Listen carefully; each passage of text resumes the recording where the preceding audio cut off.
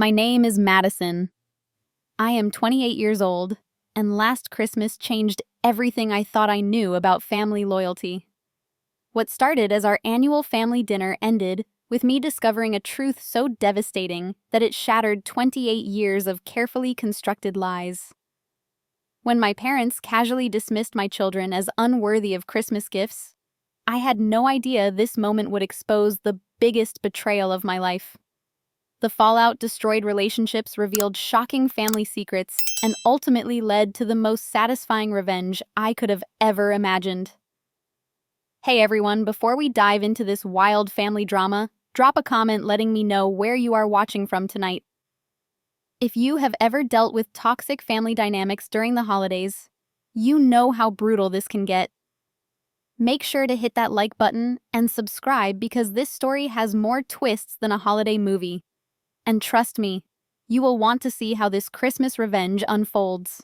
Now let me take you back to that fateful dinner that changed everything. The snow was falling softly outside my childhood home in suburban Connecticut as I pulled into the driveway with my husband Jake and our two kids Emma, who was 6, and little Oliver, who was 4. This was supposed to be our perfect Christmas Eve tradition, the same ritual we had maintained for years. My parents Robert and Patricia Whitmore always hosted an elaborate dinner complete with their finest China expensive wine and what I thought was genuine family warmth. But something felt different the moment we walked through that familiar oak door. The house smelled of roasted turkey and pine exactly as it always did, yet there was an underlying tension I could not quite place. My mother greeted us with her usual air kisses, but her smile seemed forced. My father barely looked up from his newspaper, offering only a grunt of acknowledgement. Emma and Oliver ran excitedly toward the Christmas tree, their eyes wide with anticipation. Every year, my parents would have presents waiting for them, beautifully wrapped boxes that made the children squeal with delight. But this year, the space under the tree where their gifts usually sat was conspicuously empty. "Grandma Pat, where are our presents?" Emma asked innocently, her little hands pressed against the tree skirt. My mother exchanged a look with my father that made my stomach drop. There was something calculated about it, something that made me immediately defensive. "Well, sweetheart," my mother said with that fake sweet voice she used when she was about to say something cruel, "your parents need to understand that Christmas gifts are earned, not expected." I felt my face flush hot. What exactly does that mean, Mom? My father finally folded his newspaper and looked at me with those cold blue eyes I remembered from my teenage years. "Madison, your children are not important enough to warrant expensive Christmas gifts this year." The words hit me like a physical blow. Jake stepped forward instinctively, his protective instincts kicking in, but I held up my hand to stop him. I needed to hear this myself. "Excuse me," I managed to say, my voice barely steady. My mother sighed dramatically as if explaining something obvious to a child. "Darling, we have decided to focus our Christmas budget on more worthwhile recipients this year. Emma and Oliver are just children. They will not remember these gifts anyway." "More worthwhile recipients," I repeated, my voice rising. "These are your grandchildren we are talking about." "Grandchildren who we barely see," my father added with cruel precision. "You only visit when you want something, Madison. Why should we reward that behavior?" The accusation was so unfair it took my breath away. We visited every month, called regularly, and had maintained every family tradition they had ever requested. But apparently none of that mattered. "Where did the money go instead?" Jake asked quietly, his journalist instincts kicking in. My parents exchanged another one of those looks. "That is none of your concern," my mother said sharply. But Emma, bless her innocent heart, had wandered into my father's study and came running back with something that made my blood run cold. In her little hands was a photograph clearly recent of my parents at some tropical resort with a couple I did not recognize, and 2 children who looked exactly like Emma and Oliver. "Grandpa Bob, who are these kids?" Emma asked, holding up the photo. The silence that followed was deafening. My parents both reached for the photo simultaneously, their faces pale. "That is private property, young lady," my mother snapped, snatching the picture from Emma's hands so aggressively that my daughter started to cry. But I had seen enough. In that brief moment, I had glimpsed something that made my entire world tilt off its axis. The man in the photograph looked exactly like my father, but younger, and the woman beside him bore an uncanny resemblance to my mother. "Who are they?" I demanded, my voice shaking with rage and confusion. "Nobody that concerns you," my father said, but his voice lacked conviction. Jake stepped forward and gently took the photo from my mother's trembling hands. As he studied it, his expression grew increasingly grim. "Madison," he said slowly, "you need to see this." The photo showed my parents on what was clearly an expensive vacation, their arms around a couple in their 30s and 2 young children. But what made my heart stop was the inscription on the back, which Jake read aloud in a voice filled with disbelief. "Christmas in Maui with our real grandchildren Rebecca and Thomas. Love always Mom and Dad." The room erupted into chaos. Oliver started crying because Emma was crying. My mother began shouting about privacy and respect. My father stood up abruptly, knocking over his wineglass, red liquid spreading across the white tablecloth like blood. But all I could focus on was that inscription. Our real grandchildren. The words echoed in my head like a death knell. "What does that mean?" I whispered, though part of me already knew the answer would destroy everything I thought I knew about my family. "It means exactly what you think it means," my mother said with sudden vicious clarity. "Rebecca is your father's daughter from before I met him. We have been supporting her family for years because those children are our legitimate grandchildren. Your children are—" She paused, searching for the cruelest possible words. "Complications from your poor life choices." The betrayal was so complete, so devastating, that I actually felt dizzy. Not only had my parents been financially supporting another family while dismissing mine, but they had been lying about it for years. Every birthday card, every Christmas visit, every family gathering had been built on a foundation of deception and favoritism so profound it took my breath away. Jake immediately started ushering the kids toward their coats, his protective instincts in overdrive. But I stood frozen in that dining room, staring at the 2 people who had raised me, realizing I had never really known them at all. "Get out," my father said quietly. "Get out of our house." "Gladly," I managed to say, though my voice cracked on the word. As we gathered our things and headed toward the door, my mother called after us with one final twist of the knife. "Do not expect any inheritance either, Madison. Everything is going to Rebecca's children where it belongs." That night, as I tucked Emma and Oliver into bed and tried to explain why Christmas had been ruined, I made a decision that would change everything. My parents wanted to play favorites. They wanted to treat my children like they were worthless. Fine. But they had no idea what they had just unleashed. The days following that devastating Christmas dinner passed in a blur of rage, heartbreak, and slowly crystallizing determination. While Jake handled the immediate damage control with the kids, explaining why we left Grandma and Grandpa's house so suddenly, I found myself entering a state of cold, calculating fury that surprised even me. I spent hours staring at that photograph Jake had managed to keep studying every detail. The expensive resort in the background, the designer clothes everyone was wearing, the genuine smiles on my parents' faces as they embraced these strangers who apparently meant more to them than their own grandchildren. But what struck me most was how happy they looked, how relaxed and natural in a way I had never seen them with Emma and Oliver. 3 days after Christmas, I made my first strategic move. I called my cousin Sarah, who worked as a private investigator in Boston. Sarah and I had always been close, and she had never particularly liked my parents, often commenting on how differently they treated me compared to other family members. "I need you to find out everything you can about Rebecca Patterson," I told her, having done some preliminary internet sleuthing to discover my half-sister's married name. "Your parents' secret daughter?" Sarah asked without missing a beat. "Madison, I have been waiting for you to figure this out for years." The casual way she said it made my blood freeze. You knew? Honey, half the family has known for decades. Your parents were never as discreet as they thought they were. Rebecca has been getting money from them since she was 18. They paid for her college, her wedding, her house down payment. Hell, they even bought her that fancy car she drives. I sank into my kitchen chair, feeling like the ground was shifting beneath my feet. Why did nobody ever tell me?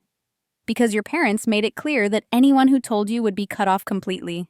They have a lot of influence in this family, Madison. People were scared of losing their place in the will, their holiday invitations, their connection to the family money. Sarah agreed to conduct a full investigation, and what she uncovered over the next 2 weeks was staggering. Rebecca Patterson, 32 years old, lived in a beautiful 4-bedroom house in an upscale neighborhood that my parents had purchased for her family. Her husband Thomas worked as a teacher, but they lived well beyond his salary thanks to the monthly checks my parents had been sending for over a decade. But the real bombshell came when Sarah discovered the financial records. My parents were not just supporting Rebecca's family. They had established trust funds for her children totaling over $500,000. Meanwhile, Emma and Oliver had nothing. Worse, I discovered that my parents had been bad-mouthing me to extended family for years, painting me as ungrateful and demanding while positioning Rebecca as the perfect daughter who deserved everything. The scope of the deception was breathtaking. Family gatherings, I had not been invited to holiday celebrations that happened without us financial support, that flowed freely to one grandchild, while my children received discount store toys and criticism. Every interaction I had ever had with my parents suddenly made sense in this new, horrible context. But knowledge is power, and I was about to weaponize everything I had learned. My first move was to reach out to Rebecca directly. I found her Facebook profile easily enough, and after studying her posts for several days, I crafted a message that was friendly, but direct. Hi, Rebecca. This might sound strange, but I think we are half-sisters.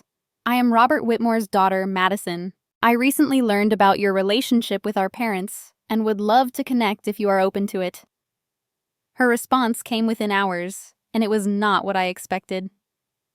Oh my God, Madison. I have been hoping to meet you for years, but Mom and Dad always said you wanted nothing to do with us. They told me you were angry about Dad's past and refused to acknowledge my existence. I am so relieved to finally hear from you directly. The lies had flowed in both directions. My parents had been manipulating both of us, keeping us apart while playing favorites with devastating precision. Rebecca and I arranged to meet the following weekend at a coffee shop halfway between our homes, and that conversation changed everything. Rebecca arrived looking nervous but hopeful, and within minutes I could see she was nothing like the spoiled princess I had imagined. She was warm, genuine, and clearly as shocked by our parents' behavior as I was. Madison, I had no idea they were treating your children differently, she said, tears in her eyes. They always told me you were the successful one who did not need help. They said you had specifically asked them not to give gifts to your kids because you wanted to provide everything yourself. We spent 3 hours comparing stories and the pattern became crystal clear. Our parents were master manipulators who had been playing us against each other for years. They told Rebecca I was cold and rejecting while telling me she was demanding and entitled.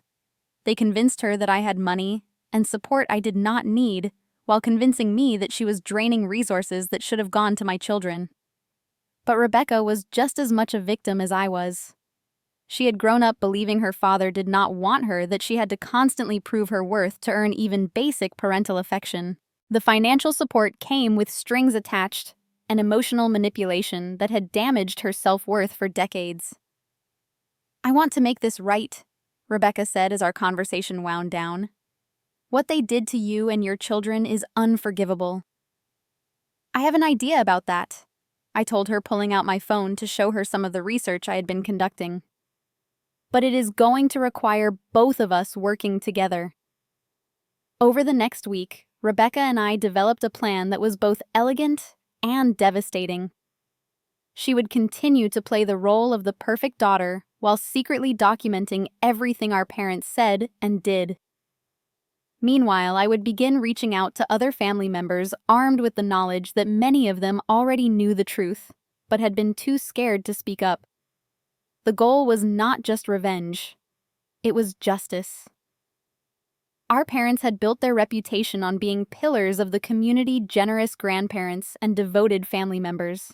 But the reality was that they were manipulative liars who had spent decades psychologically damaging their children while playing favorites with their grandchildren. They wanted to treat Emma and Oliver as unworthy of love and support. They wanted to lie to the entire family about their favoritism and financial manipulation. Fine. But they had made one crucial mistake. They had underestimated both of their daughters. The next phase of my plan required patience, strategy, and the kind of methodical approach that would have made my journalism professor proud. Rebecca and I began meeting weekly, usually at different locations, to avoid suspicion, building what we called our evidence portfolio, while carefully maintaining our respective relationships with our parents. Rebecca's position as the favored daughter gave her incredible access to information. During her regular Sunday dinners at our parents' house, she began subtly steering conversations toward topics that would reveal the depth of their deception. She started recording these conversations on her phone, capturing moments when our parents openly discussed their financial arrangements, their opinions about my family, and most damning of all, their long-term plans for completely cutting me out of their lives. They are planning to rewrite their wills after New Year. Rebecca told me during one of our coffee meetings in late January. Dad specifically said he wants to make sure you get nothing, not even sentimental items. Mom laughed and said you did not deserve their antique china because you never appreciated family traditions anyway.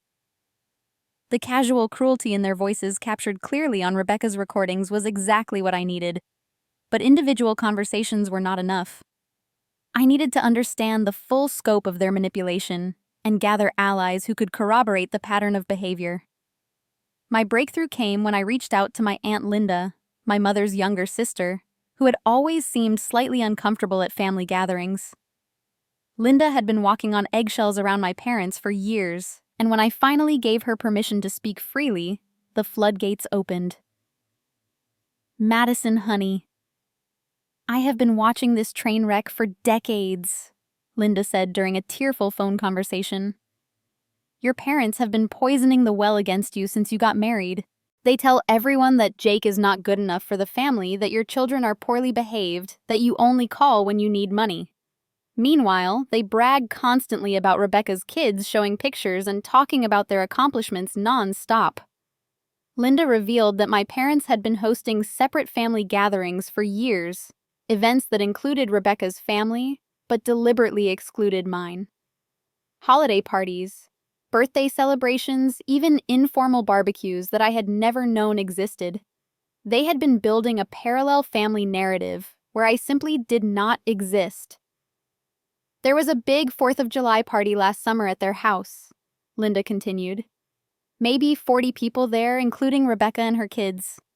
Your mother spent the entire afternoon talking about how Rebecca's daughter was so much more advanced than children her age. How Rebecca was such a devoted mother, how lucky they were to have such a perfect daughter. When someone asked where you were, your dad just said you were too busy with your own life to join family events. The systematic nature of the exclusion was staggering. They had not just been favoring Rebecca. They had been actively erasing me from the family narrative, creating a version of reality where I was the ungrateful daughter who had chosen to distance myself from the family. But Linda was not my only ally. She put me in touch with my Uncle Mark, my father's brother, who had his own disturbing insights into the situation. Your father has always been obsessed with control and image, Mark told me during a frank conversation over lunch. The way he talks about Rebecca versus how he talks about you is night and day. Rebecca is his successful daughter who truly understands family values, while you are his disappointment who chose independence over family loyalty. He actually said those exact words at my birthday party last year. Mark had been keeping mental notes for years, watching the favoritism play out in real time. He told me about Christmas cards where only Rebecca's children were mentioned, family newsletters that highlighted Rebecca's achievements while glossing over my career success, and countless small moments where my parents had subtly undermined my reputation while building up Rebecca's. "The money situation is even worse than you think," Mark continued. "Your parents have been telling people that they helped you financially in the past, and you were ungrateful for it. Complete lies, but it makes them look generous while making you look entitled." As I gathered more testimony from family members, a clear pattern emerged. My parents were not just playing favorites. They were engaged in a sophisticated campaign of reputation management, positioning themselves as the victims of my ingratitude, while secretly supporting Rebecca's family to an extraordinary degree. But the most devastating revelation came from Rebecca herself. During one of our regular dinners with our parents, she had managed to get them talking about their long-term financial planning. "They are not just leaving everything to my kids," she told me, her voice shaking with anger and guilt. "They have been actively hiding assets from you for years. There are investment accounts, rental properties, even a vacation home in Vermont that they purchased under my name to keep it out of their official estate."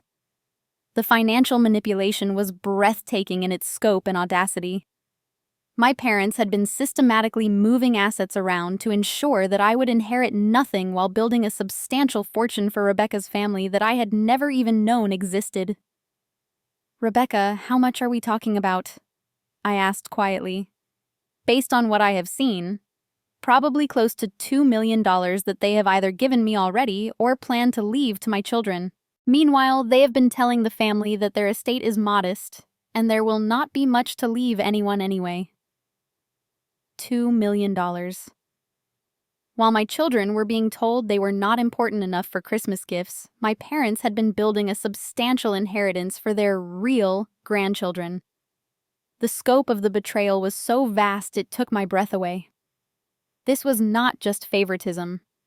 This was financial fraud designed to impoverish my children while enriching Rebecca's. It was emotional abuse designed to make me question my own worth as a daughter and mother. It was a systematic campaign to destroy my relationship with my extended family while protecting their own reputation. But knowledge without action is powerless, and I was ready to move beyond gathering evidence. The question now was how to use everything I had learned to maximum effect.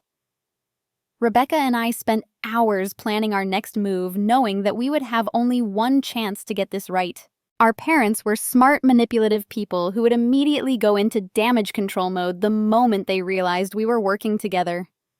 We needed to strike fast, hard, and with overwhelming evidence that they could not deny or explain away. "I think we need to make this public," I told Rebecca during one of our strategy sessions. "Private confrontation will just give them a chance to gaslight us and control the narrative. But if we expose everything in front of the entire family, they will not be able to lie their way out of it." Rebecca agreed, though I could see the fear in her eyes. She had spent her entire life trying to earn our parents' approval, and the idea of openly challenging them terrified her. But she had also seen the recordings we had collected, had heard our parents laughing about my children's worthlessness, had witnessed firsthand the casual cruelty they were capable of. "They destroyed your family," she said quietly. "And they used me to do it. I cannot live with that anymore." We began planning what we called the reckoning. It would take place at the annual family reunion in March, a gathering of about 60 relatives that our parents hosted every year to showcase their generosity and family leadership. It was the perfect venue for maximum impact. But first, we needed one more piece of evidence, something so damning that even our parents' most loyal supporters would not be able to defend them. And I knew exactly how to get it. The trap was about to be set, and this time they were going to walk right into it. The family reunion was scheduled for the second Saturday in March, and my parents had spent weeks preparing their annual showcase of family unity and generosity. They always used this gathering to reinforce their image as the beloved patriarchs of our extended family, complete with elaborate catered meals, professional photography, and carefully orchestrated moments designed to highlight their supposed wisdom and benevolence. But this year, Rebecca and I had our own preparations to make. 2 weeks before the reunion, I set the final trap. I called my parents with a carefully rehearsed story about financial difficulties, explaining that Jake had been laid off and we were struggling to make ends meet. I asked if they might consider helping with Emma's upcoming school expenses, knowing full well what their response would be. "Madison, we have told you repeatedly that we cannot continue enabling your poor financial decisions," my mother said with predictable coldness. "If Jake cannot provide for his family, perhaps you should reconsider your life choices." "But you helped Rebecca when Thomas was between jobs last year," I said, my voice carefully calibrated to sound desperate rather than accusatory. The silence that followed was telling. Finally, my father spoke up. "Rebecca has proven herself to be responsible with money. She appreciates what she receives and does not come asking for handouts every time she faces a minor setback. Perhaps if you showed the same level of gratitude and responsibility, we might consider helping you." Rebecca was listening to this conversation on speakerphone from her car outside my house, recording every word. But the truly damning part came next. "Besides," my mother continued, "we have already allocated our resources for this year. Rebecca's children have educational needs that take priority over your family's lifestyle choices." Educational needs, I pressed, knowing I was walking into dangerous territory, but needing them to say it explicitly. "Private school tuition, violin lessons, summer camp in Switzerland," my father listed off casually. "Investments in children who actually have potential, unlike your kids, who will probably end up in public school anyway." The conversation continued for another 10 minutes, with my parents becoming increasingly cruel and specific about why Rebecca's family deserved support, while mine deserved nothing. They criticized Emma's shyness, called Oliver hyperactive and poorly disciplined, and suggested that my parenting failures made any investment in my children a waste of money. By the time I hung up, Rebecca was crying in my driveway. "I had no idea they were that horrible," she said when she came inside. "The way they talked about Emma and Oliver. They are innocent children." "Now you understand what I have been dealing with my entire life," I told her. "But we have everything we need now. Are you ready to do this?" The reunion began exactly as it always did, with my parents playing their roles as gracious hosts while subtly positioning themselves as the generous center of our family universe. They had invited everyone to their beautifully landscaped backyard, complete with white tablecloths, fresh flowers, and enough food to feed twice as many people. Rebecca arrived with her family right on schedule, and I could see my parents practically glowing with pride as they introduced Thomas and the kids to relatives who had never met them. Meanwhile, Jake and I arrived with Emma and Oliver to a notably cooler reception, though my parents maintained their public facade of welcoming grandparents. For the first hour, everything proceeded normally. Family members caught up with each other. Children played on the elaborate swing set my parents had installed, and my mother made her usual rounds, ensuring everyone knew how much effort and money had gone into creating this perfect day. But then Rebecca stood up and asked for everyone's attention. "I wanted to share something special with the family today," she said, her voice carrying clearly across the yard. "As many of you know, I recently discovered that I have a half-sister, Madison, and I have been getting to know her and her beautiful children over the past few months." A ripple of confusion went through the crowd. Several relatives glanced between Rebecca and me, clearly trying to process this information. My parents both stood up simultaneously, alarm visible on their faces. "Rebecca, this is not the appropriate time," my mother said sharply. "Actually, Mom, I think this is the perfect time," Rebecca continued, pulling out her phone, "because I have learned some very disturbing things about how this family has been operating, and I think everyone deserves to know the truth." She began playing the recordings we had collected, starting with the conversation where my parents dismissed my children as unworthy of Christmas gifts. The audio quality was crystal clear, and my father's voice carried distinctly as he explained that Emma and Oliver were not important enough to warrant expensive presents. The reaction was immediate and explosive. Several relatives gasped audibly, and I saw my Aunt Linda cover her mouth in shock. My Uncle Mark shook his head in disgust, and Emma's teacher, who was married to my cousin, looked horrified. But Rebecca was just getting started. She played the recording where my parents laughed about rewriting their will to exclude me completely. Then the conversation where they detailed the financial support they had been secretly providing to her family while publicly claiming to have limited resources. 2 weeks ago, they told Madison that her children had no potential and were not worth investing in. Rebecca said, her voice shaking with emotion. These are the same grandparents who just finished bragging about how proud they are of their family values. My parents tried desperately to regain control of the situation. My father stepped forward, his face red with anger. This is a private family matter that has been taken completely out of context, he said loudly. Rebecca, you are betraying our trust by sharing private conversations. Like you betrayed Madison by lying to her for 30 years, Rebecca shot back. Like you betrayed me by using me as a weapon against my own sister. The crowd was completely silent now, hanging on every word. I could see relatives exchanging shocked glances, finally understanding the dynamics they had witnessed, but never fully comprehended.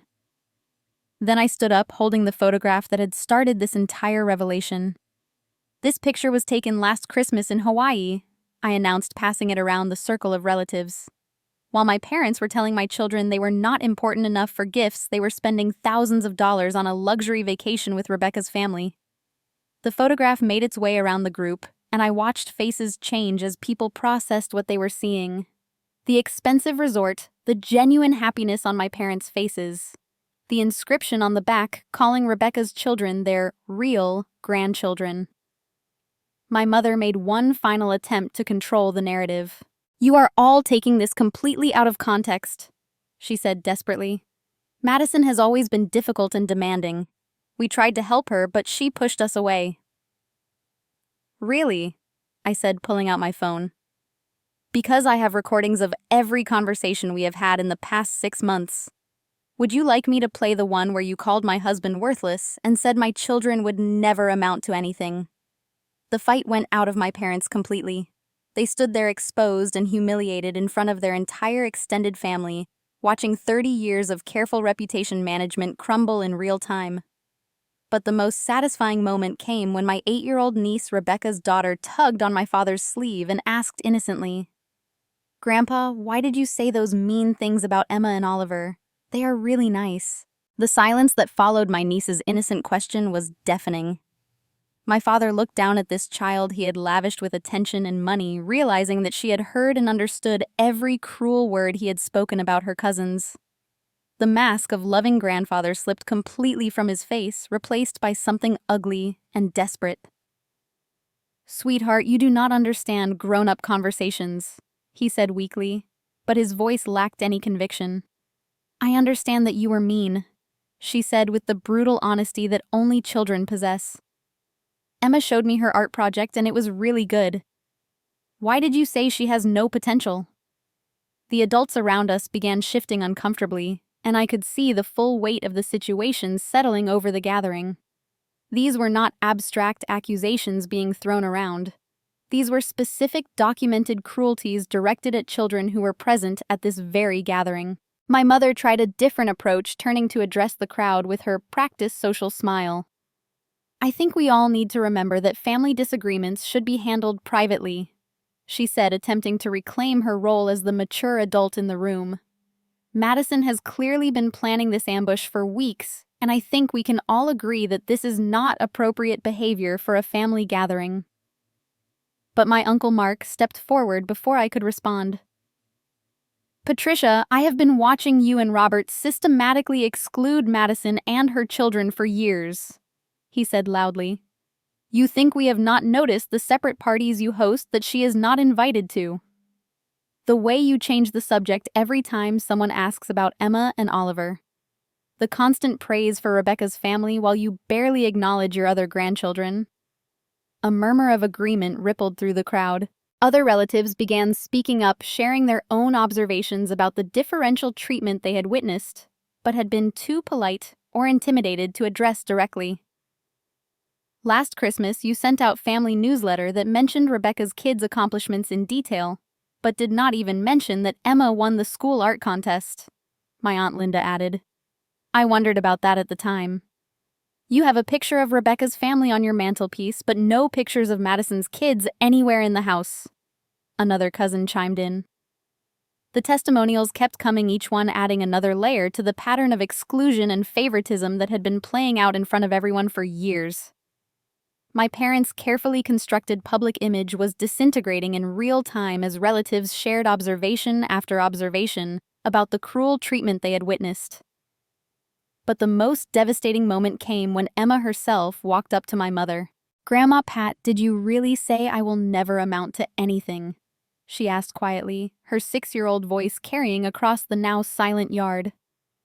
My mother looked down at her granddaughter, this beautiful, intelligent, creative child she had dismissed so casually, and for a moment I thought I saw something like shame flicker across her face. But then she straightened up and said the words that would haunt her forever.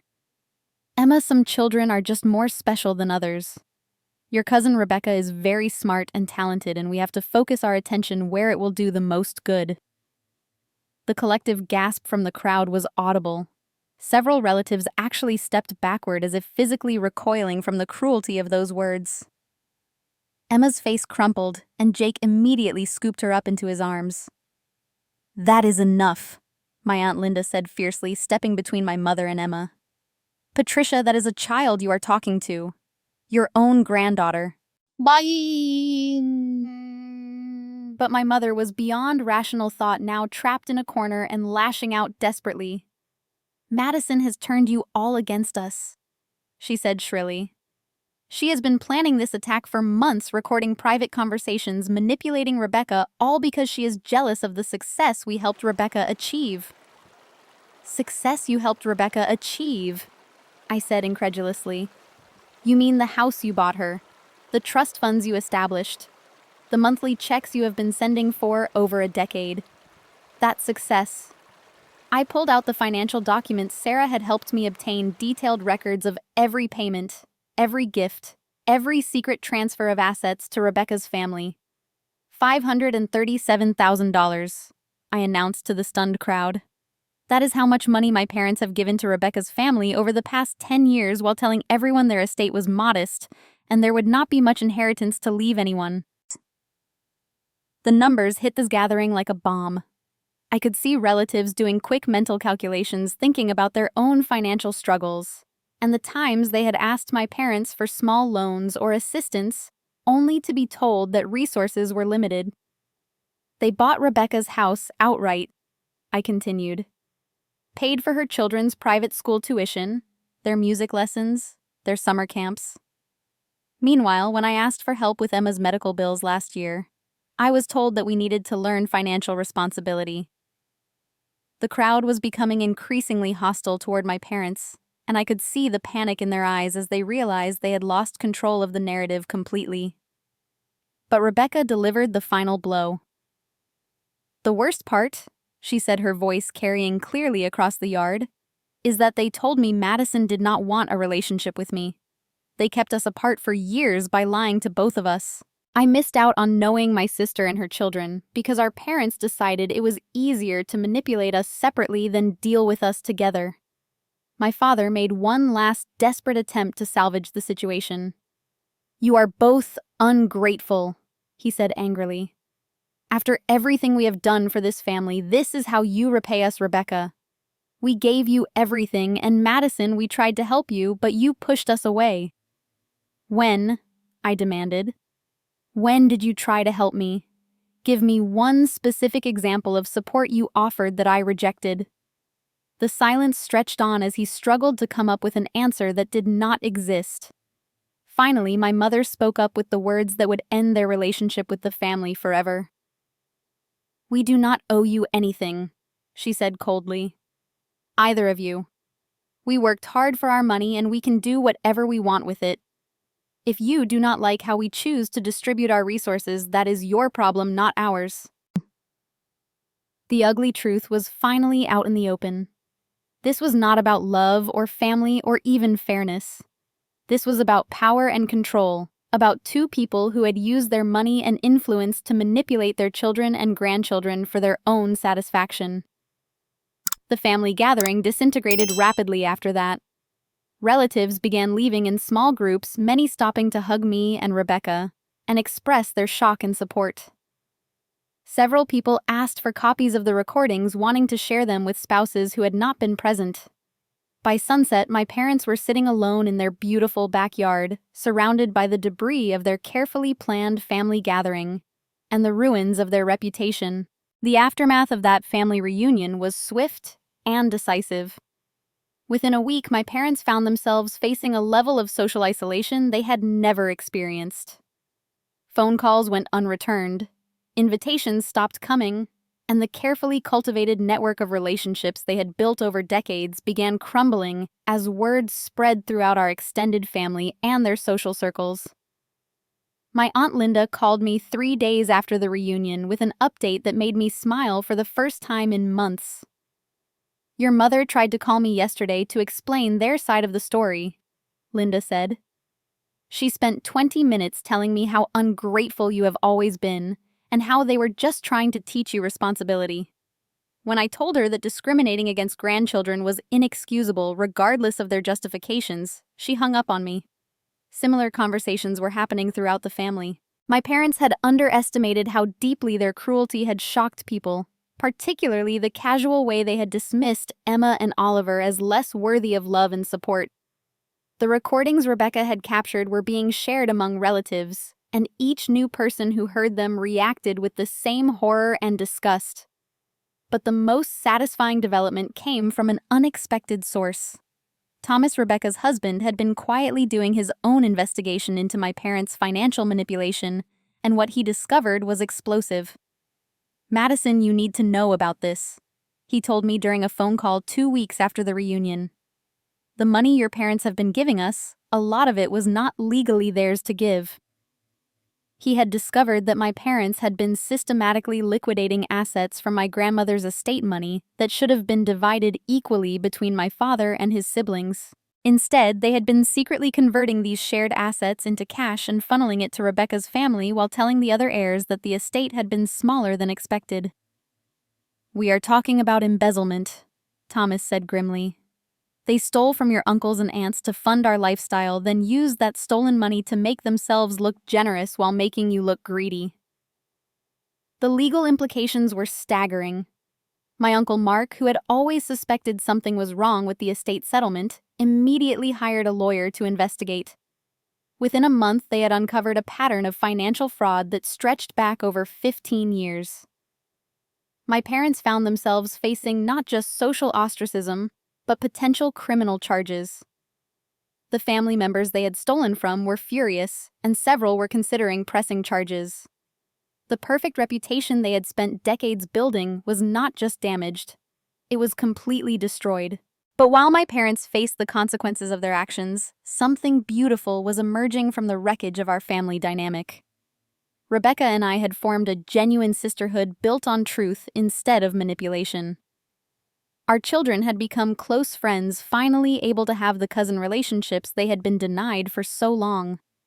"I want to pay you back," Rebecca told me during one of our regular coffee meetings. "Not just the money, but for all the years we lost because of their lies." "You do not owe me anything," I assured her. "You were manipulated just like I was. If anything, we both owe our kids the chance to grow up in a family built on honesty instead of favoritism."